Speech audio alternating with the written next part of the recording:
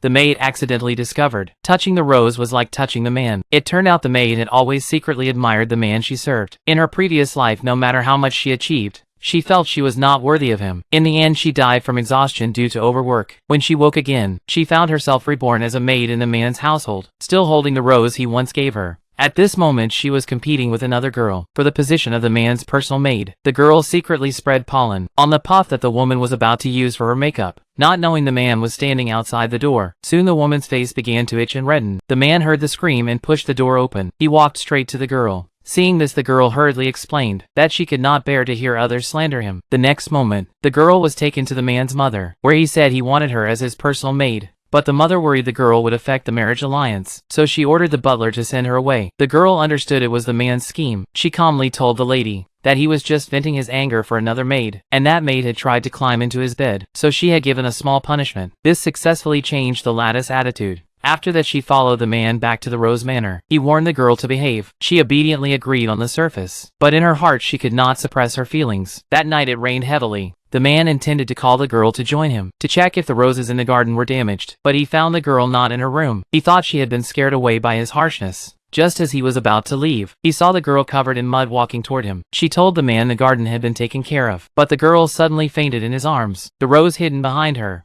accidentally cut the man's finger. He suddenly felt dizzy. Later the girl carried him to the bed. She blew on the rose and found his whole body trembling. At that moment the girl realized the rose in her hand resonated with the man. The next day the man found the girl missing and learned in her room that she was sick, so he immediately called the doctor to give her an injection. When the girl woke up, she thanked the man, and he asked if she liked him. The girl nervously reached for the rose behind her, and then saw the man wanting to be intimate with her. But this scene was seen by his fiancée. To vent her anger, she called the man's elder brother and brought 3 cups of tea. The girl directly drank the cup meant for the man and pretended to fall for the trick and ran out. Seeing the man worried and looking for her, the girl pushed him down and kissed him. The next day, when the fiancé left, she told the man that the problematic tea had been drunk by his brother. It was then the man realized he had been deceived by the maid.